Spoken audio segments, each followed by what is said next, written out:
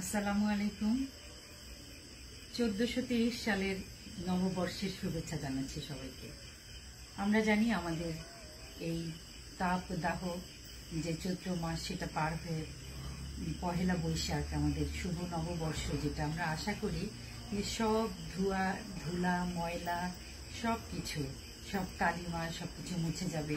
একটা সুদিং একটা কালবৈশাখী ঝড় আমি আশা করব না, একটা ঝড় হবে। বলছিলাম যে সুদিং একটা ঝড় হবে, সুন্দর অনেকক্ষণ লম্বা সময় ধরে বৃষ্টি হবে এবং আমাদের বাংলাদেশ তথা আমাদের পৃথিবী ঠান্ডা হবে, যেখানে যেখানে এই গ্রীষ্মের দাবদাহ। এবার আমরা খুবই টের পাচ্ছি যে গরম কত প্রকার এবং কাকে বলে। তো যাই হোক, আমাদের যে সংস্কৃতি, বাংলাদেশের আবহমান সংস্কৃতি, তার সাথে সেই পয়লা বৈশাখের উৎসব, ভালোবাসা, ভালো লাগা সবকিছুর সাথে যেটা জড়িয়ে আছে সেটা হলো পান্তা ভাত। আমি জানি পান্তা ভাত সবাই মেখে খেতে পারে, আবার কেউ পারে না, তো সেটা আসলে আমার আসল উদ্দেশ্য নয়। আমি একটু বলতে চাই যে আমাদের যে পান্তা ভাত, সেই পান্তা ভাতের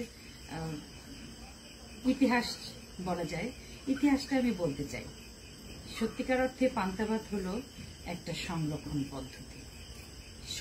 পদ্ধতি, যেখানে যেখানে যেখানে অনেক ধান হয় এবং যেখানে প্রধান মানে চালই প্রধান খাবার, সেখানে সেই ভাতটাকে, এবং যাদের ফ্রিজ নাই ঘরে তাদের সেই ভাতটাকে সংরক্ষণ করার একটা খুব জরুরি একটা পদ্ধতি এবং অনেক পুরনো পদ্ধতি। কিন্তু এটা সম্প্রতি বিজ্ঞানে আবিষ্কৃত হয়েছে যে ভাত তো পুরাটাই কার্বোহাইড্রেট।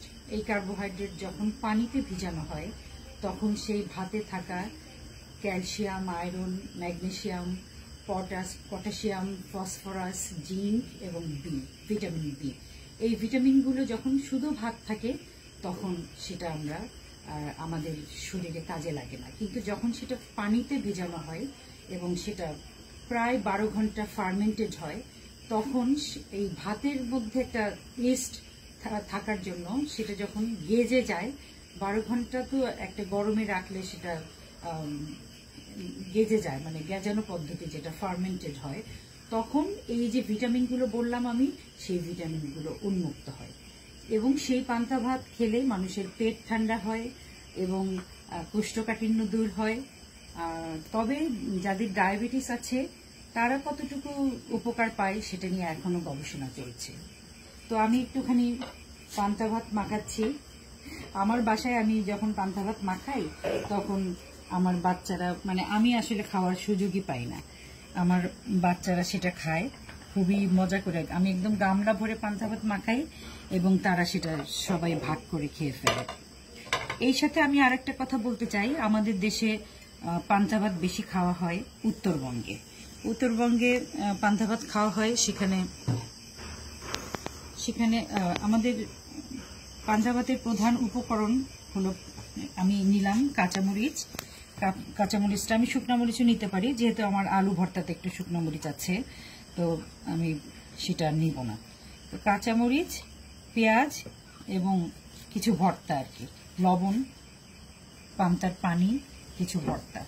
যাই হোক, আমি যেটা বলতে চাচ্ছিলাম সেটা হলো আমাদের খুব একটা পয়লা বৈশাখের যেটা উৎসব চলে, সেই উৎসবে বলা হয় পান্তা ইলিশ। কিন্তু যেটা ভৌগোলিকভাবে চিন্তা করলে দেখা যায়, আমাদের উত্তরবঙ্গে কিন্তু যমুনা নদীতে কোনো ইলিশ মাছ নাই। তো যমুনা নদীর আশেপাশে যারা বসবাস করে, অথবা আমি যদি জেলা ভিত্তিক বলি, সিরাজগঞ্জ, পাবনা, বগুড়া, রংপুর, দিনাজপুর, এইদিকে কিন্তু আসলে ইলিশটা একটু কম পাওয়া যায়। পদ্মার ইলিশ আসে, তারপরেও একটু এই অঞ্চলে ইলিশ মাছ সবসময় অনেক বেশি দাম হয়। তো সেই ক্ষেত্রে আসলে পান্তা যারা খেয়ে থাকেন, পান্তার প্রধান ধারক এবং বাহক যারা খেয়ে থাকেন, আমাদের কৃষক ভাইয়েরা, আমাদের দিনমজুর যারা ক্ষেত খামারি কাজ করেন, তারা কিন্তু ইলিশ মাছের দেখা পান না সারা বছর। আমাদের যখন পয়লা বৈশাখের উৎসব হয় তখন তো আমার মনে হয় 500 টাকা প্লেট বিক্রি হয় একটা শান্তিতে। ওটা কিন্তু পান্তার আসল চেহারা না। পান্তার আসল চেহারা মানে যখন খেতে যখন একজন কৃষক কাজ করেন, তখন তার স্ত্রী বা তার মা, তার বোন দুপুরবেলা একটা শান্তির মধ্যে ওই যে রাত্রে ভাত খেয়ে যে বেঁচে গেছে সেই ভাতটা পান্তা দিয়ে রাখা, সেটা নিয়ে তারা সেখানে যায়।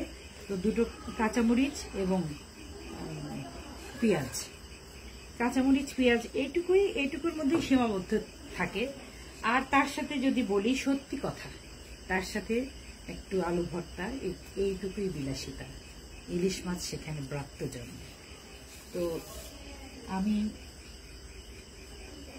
যেটা বলতে চাই, পান্তা একটা সংরক্ষণ পদ্ধতি, পান্তা একটা সংস্কৃতি, পান্তা জিরো টলারেন্সের একটা উদ্ভাবক। এই পান্তা খেয়ে আমাদের সমস্ত কৃষক কাজ করেন, আমাদের সারা বাংলাদেশের অন্ন সংস্থান করেন, অন্ন সংস্থানের জন্য যে ধান উৎপাদন সেটা করেন। তাদের কাছে কিন্তু ইলিশ মাছ ভাজা কল্পনার ব্যাপার বা গল্প, রূপকথার গল্প। তারা বছরে কয়বার ইলিশ মাছ খান, এটা আসলে আমাদের গবেষণার বিষয়। যাই হোক, এই যে মজাদার পান্তা ভাত, এটা তৈরি হয়ে গেছে।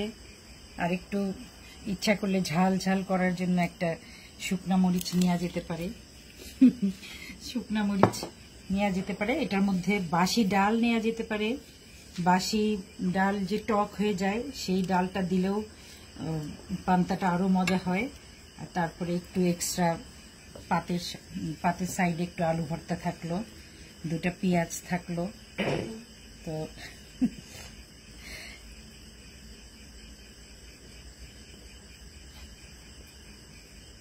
এই হলো মজাদার পান্তা। পান্তার সাথে যদি যারা ইলিশ মাছ খান, তারা আসলে সৌভাগ্যবান। তারা ভাতের চালও কিনতে পারেন, 4000-5000 টাকা দাম দিয়ে ইলিশ মাছও কিনতে পারেন। তারপরেও পান্তা ভাতই হোক আমাদের সবার পয়লা বৈশাখে প্রধান উপকরণ, প্রধান অনুপান। সবাইকে আবার বাংলা নববর্ষের শুভেচ্ছা জানাচ্ছি। সবাই ভালো থাকবেন, সবাই শেকড়ের গল্প খোঁজার চেষ্টা করবেন। সেই গল্প হোক গানের, হোক পানের, হোক ধানের, আমাদের বাংলাদেশের গল্প, সত্যিকার গল্প। সবাইকে অনেক শুভকামনা। আসসালামু আলাইকুম।